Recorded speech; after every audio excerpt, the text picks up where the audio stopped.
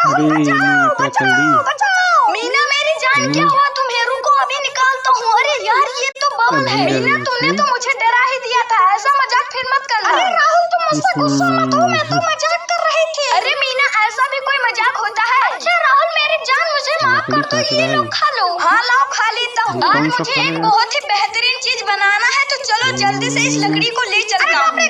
तो यार सबसे पहले